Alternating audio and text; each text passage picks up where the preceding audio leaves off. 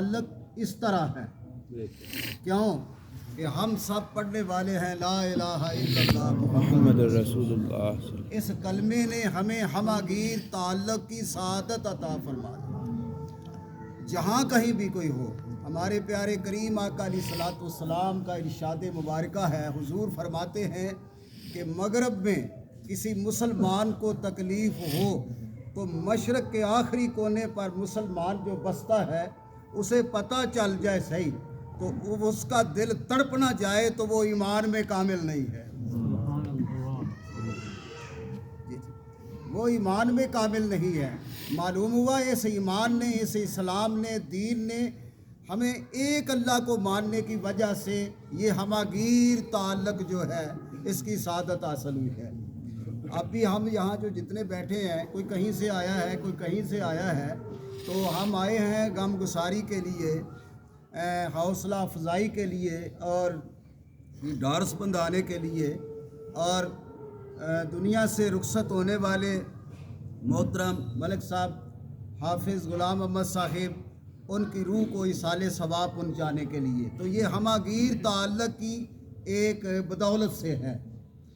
تو ہم لا الہ الا اللہ محمد الرسول اللہ صلی اللہ علیہ وسلم پڑھنے والے مسلمان ہیں۔ بظاہر تو کئی جسم ہیں، حقیقت میں ہم ایک ہیں۔ ہم ایک سیسا پلائی دیوار کی طرح ہیں اور ہونا بھی اسی طرح چاہیے۔ ہم یہ داڑھی رکھ لیں، یہ حضور کی سنت ہے۔ سر پہ امامہ باندھ لیں، حضور کی سنت ہے۔ 5 وقت مسجد میں جانا یہ حضور کی سنت ہے۔ وضو کرنا یہ سنت ہے۔ نماز کے اندر بڑی سنتیں ہیں۔ اچھا، مہمان نوازی کرنا سنت ہے، بے بہا سنتیں ہیں، لیکن ان کے علاوہ بھی کچھ اور بھی سنتیں ہیں۔ وہ کیا؟ روزگار کرنا یہ بھی سنت ہے، مہمان نوازی کرنا سنت ہے، کسی کو خوشی ہو تو اس کو مبارکباد کے کہنا، اس کی خوشی کو دوبالا کرنا یہ بھی حضور کی سنت ہے۔ اسی طرح کسی کا نقصان ہو جائے، کسی کا کوئی فوت ہو جائے تو اس کے ساتھ غمخواری کرنا، اس کا دکھ بانٹنا، گلے لگانا یہ بھی حضور کی سنت ہے۔ تو یوں اگر سمجھا جائے تو رسول کریم صلی اللہ تعالیٰ علیہ وسلم کی سیرت طیبہ کے آئینے میں دیکھا جائے تو اگر ہم اس طرح زندگی گزاریں تو ساری زندگی کا ایک ایک لمحہ جو ہے وہ حضور کی سنت پر گزرے گا۔ یہ امت کو اللہ تعالیٰ نے شان اور عظمت عطا فرمائی ہے۔ قرآن کریم میں اللہ تعالیٰ نے دعوت دی ہے حضور کی سیرت پر عمل کرنے اور اس کو اپنانے کی۔ قل ان کنتم تحبون اللہ، اے محبوب تم کہہ دو، تم کہہ دو، کل کہہ کے بھی اپنی بات تیرے منہ سے سنی، اس قدر ہے خدا کو پسند گفتگو تیری۔ محبوب تم لب کھولو، تم بات کرو، ہمیں بڑے پیارے لگتے ہو۔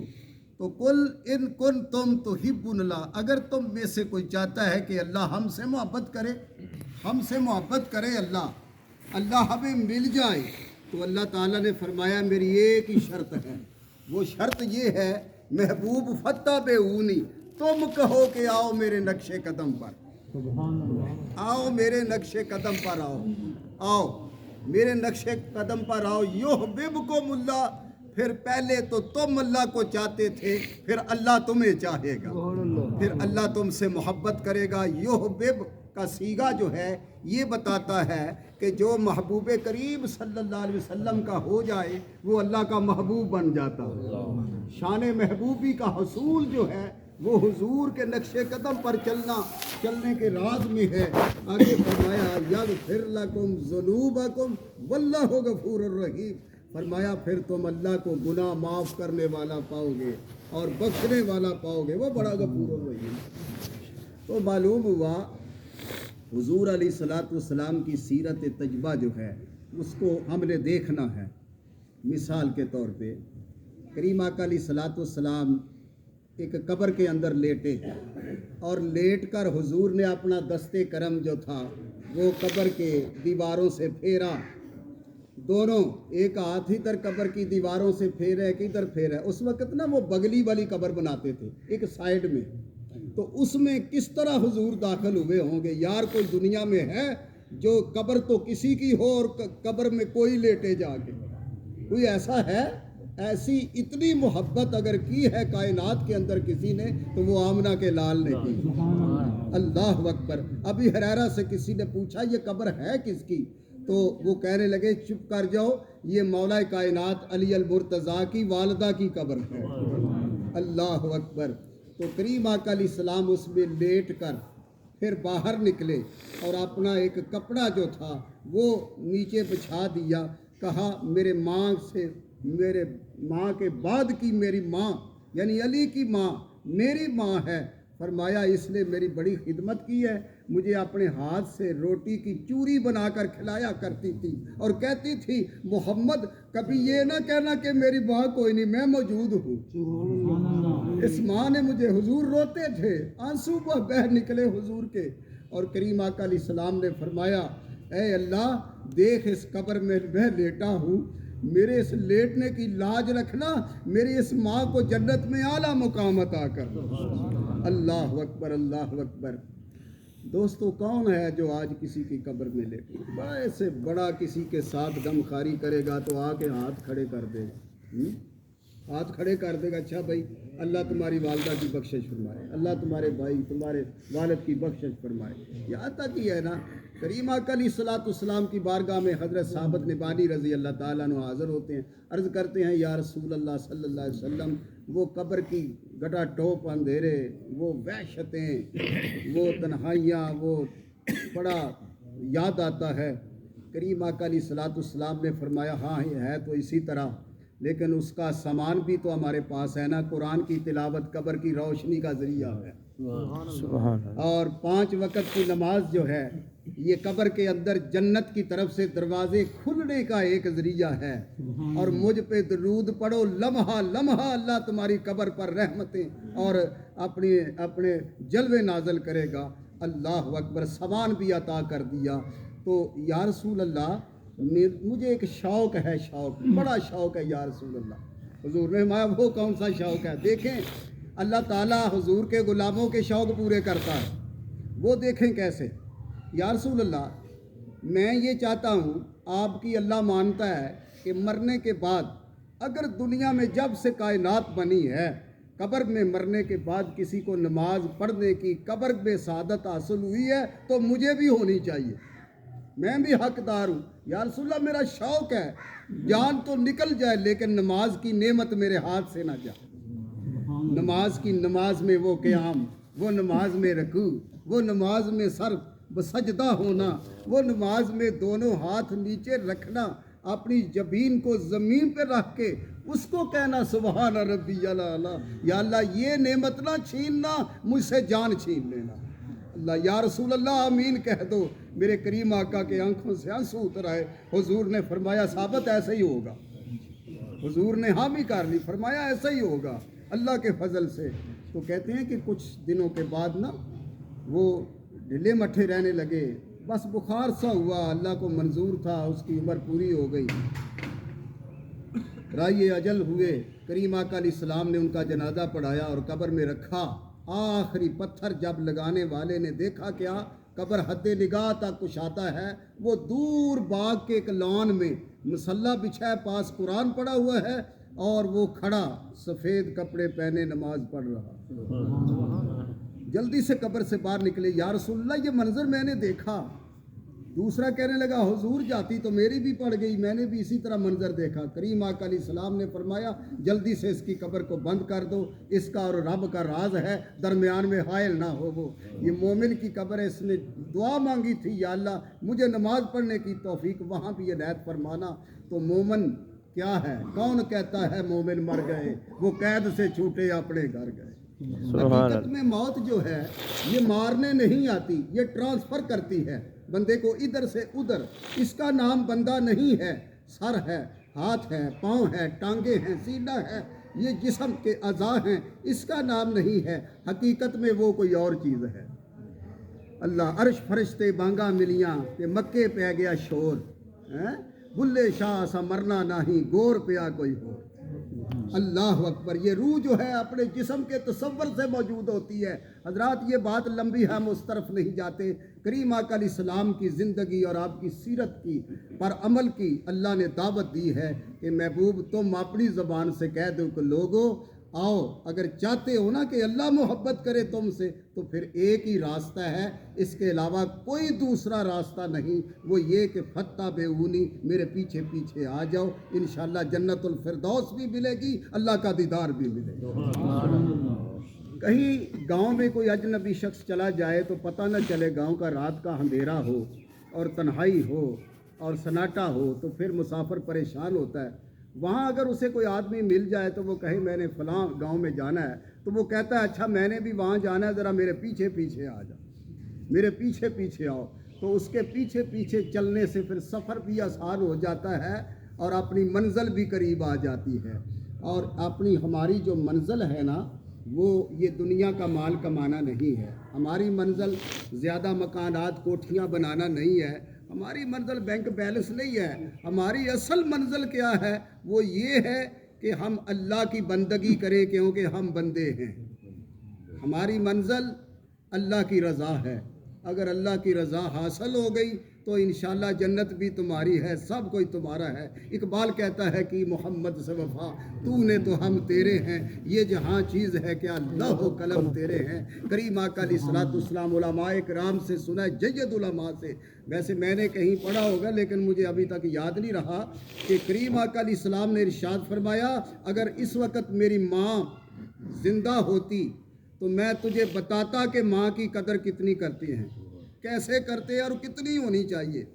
یہاں تک کہ حضور نے فرمایا اگر میں نماز میں ہوتا تو ادھر سے ماں کی آواز آتی تو میں کہتا لبیک یا امی، میں پہلے نماز کو چھوڑ دیتا اور ماں کی بات سنتا۔ تو حضور نے یہ بھی فرمایا ہے کہ باپ جنت کا دروازہ ہے اور ماں جو ہے یہ جنت ہے۔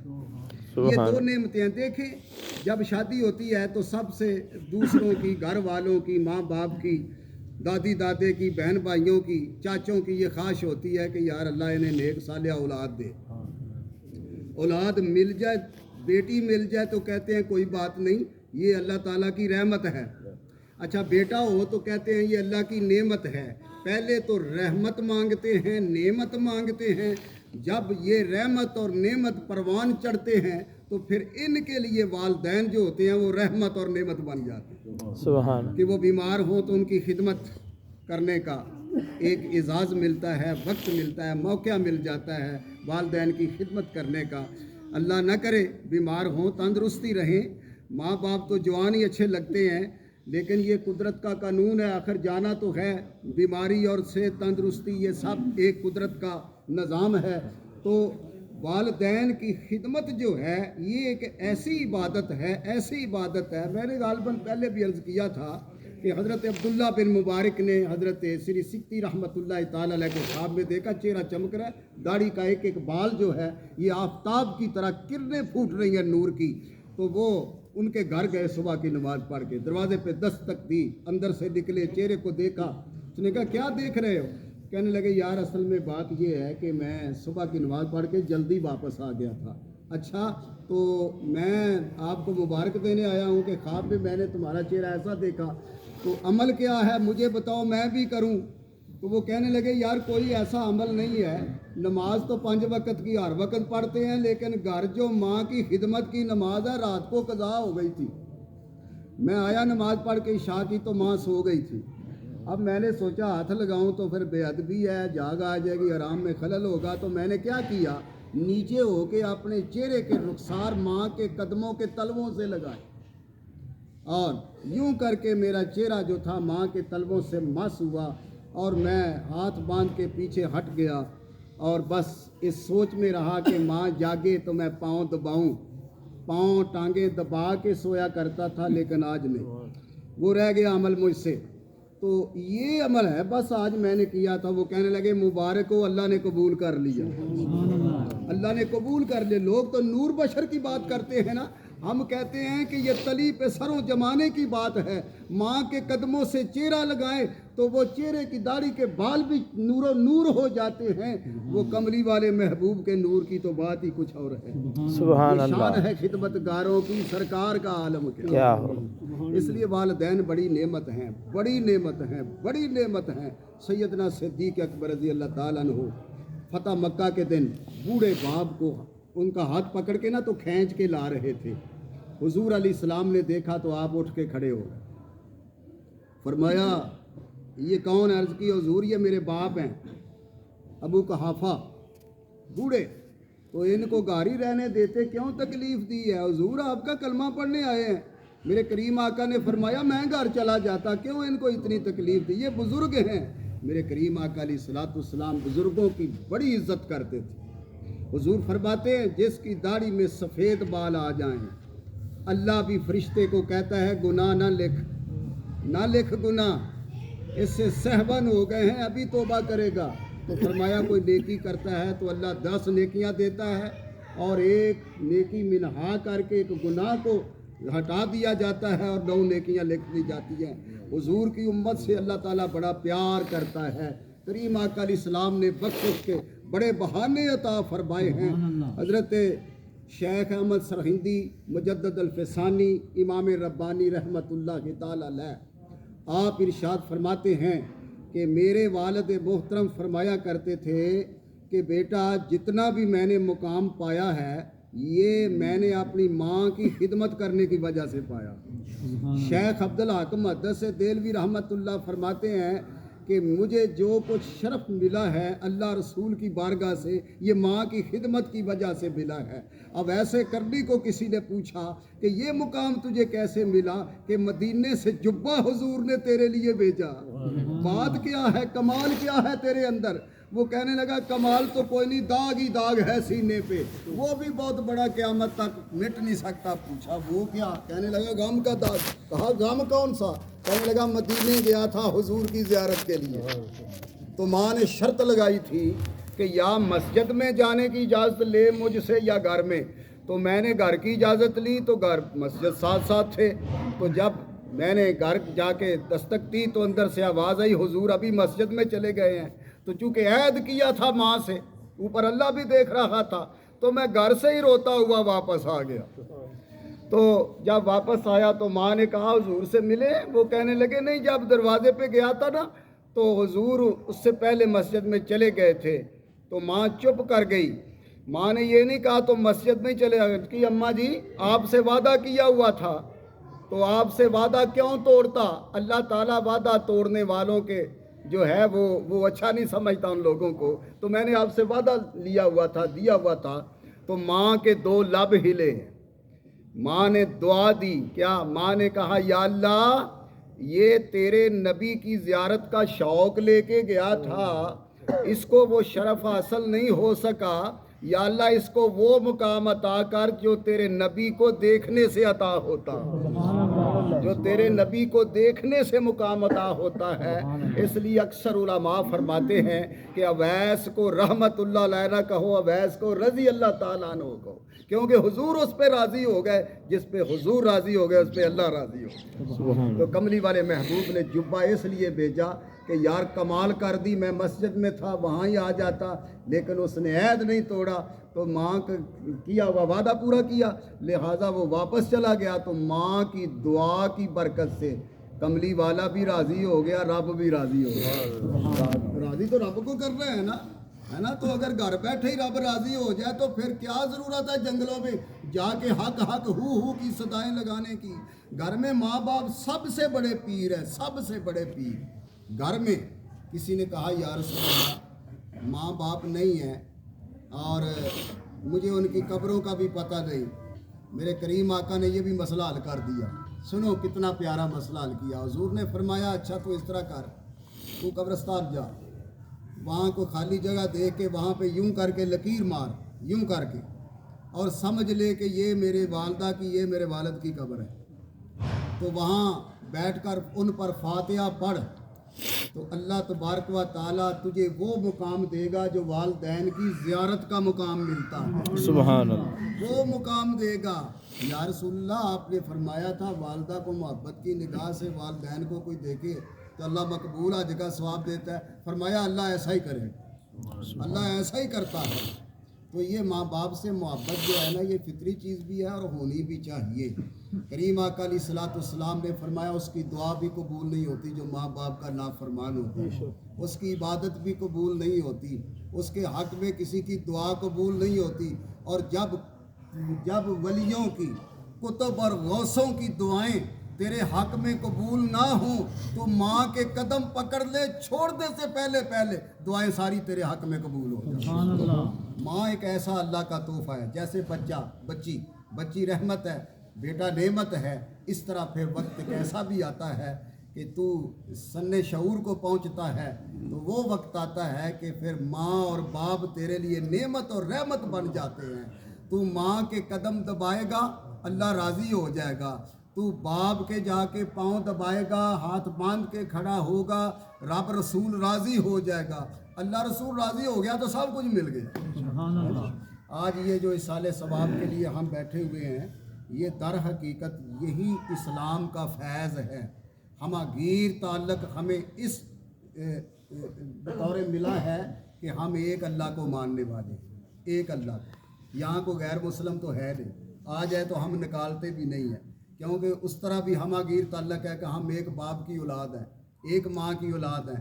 لیکن اس سے ہٹ کر مذہب کی بنیاد پر اللہ تبارک و تعالیٰ نے ہمیں ہماگیر تعلق کی سعادت عطا فرمائی ہے. اور اس سعادت جو ہے یہ اتنی پیاری ہے, حضور نے فرمایا مغرب میں کسی مسلمان کو تکلیف ہو تو مشرق کے آخری کونے پر رہنے والے کا دل نہ تڑپ جائے تو وہ ایمان میں کامل نہیں ہے. دکھ دیکھ کر دکھ تو دل کو ہوتا ہے نا, لیکن یہ کام صرف آمنہ کے لال کا ہے, دکھ بانٹنا. ایک عورت آئی مدینے کی, مجھے بھی کھانے کو دو, حضور کھانا کھا رہے تھے تو حضور علیہ السلام نے نا روٹی یوں کر کے عنایت فرمائی. وہ کہنے لگی یہ نہیں. فرمایا اور کیا لینا ہے؟ کہنے لگی کہ جو منہ میں چبا رہے نا وہ دو مجھے, منہ میں جو ہے نا تمہارے لقمہ وہ دو. قربان جائیں یار, جو منہ سے نکال کے بھی لوگوں کو دیتا ہے. میرے کریم آقا علیہ الصلوۃ والسلام نے منہ سے وہ چبایا ہوا لقمہ نگلا نہیں, نکال کر اس کے ہاتھ پہ رکھ دیا, اس نے منہ میں ڈالا اور نگل گئی. کہتے ہیں تاریخ بتاتی ہے کہ عرب کی پرلے درجے کی حیا سے آری عورت تھی, لوگ اچھا نہیں سمجھتے تھے, اس کے کام اچھے نہیں تھے. لیکن جب سے حضور کا وہ چبایا ہوا لقمہ منہ میں پیٹ میں گیا تو پوری دنیا میں اس سے بڑھ کر کوئی حیا والی عورت کسی دیکھی نہیں. اللہ اکبر. کریم آقا علیہ الصلوۃ والسلام سے نسبت ہو جائے, کر ذکر مدینے والے دا ایدے وچ بلائی تیری, ایک وار تو ہو جا سونے دا پھر ساری خدائی تیری. سبحان اللہ. دعا ہے کہ رب العزت جل مجدہ ہمیں حضور علیہ الصلوۃ والسلام کی سیرت تجربہ. آخری ایک بات عرض کرتا چلا جاؤں کہ مجدد صاحب فرماتے ہیں کہ اگر تم چاہتے ہو کہ حضور کی زیارت ہو جائے اور کملی والے راضی ہو جائیں تم پر, تو ایک عمل ہے, وہ بڑا پیارا عمل. وہ کیا کہ اپنے سرانے سیرت کی کتاب رکھو, سونے سے پہلے, رات کو سونے سے پہلے آخری عمل یہ کرنا ہے, حضور کی سیرت کا ایک باب پڑھ کے سویا کرو, ایک باب حضور کی سیرت کا. انشاءاللہ کملی والے محبوب کی زیارت جو ہے اللہ تبارک و تعالیٰ زندگی میں ضرور عطا فرما دے. یہ بڑا اچھا گر ہے, وظیفہ بھی ہے, اس کو وظیفے کے طور پر بھی پڑھا جاتا ہے, حضور کی سیرت کو عبادت کے طور پر بھی پڑھا جاتا ہے, مطالعہ کے طور پر بھی پڑھا جاتا ہے, اپنی زندگی کو سنوارنے کے لیے بھی پڑھا جاتا ہے. اللہ تبارک و تعالی حافظ غلام محمد ثاقب اور ان کے بڑے بیٹے اعجاز احمد کو اللہ تبارک تعالیٰ جنت الفردوس میں اعلیٰ مقام عطا فرمائے. جتنے بیٹھے ہیں جہاں حضور کی جتنی بھی امت فوت ہو گئی ہے اللہ تعالیٰ سب کی بخشش و مغفرت فرمائے. وما علینا الا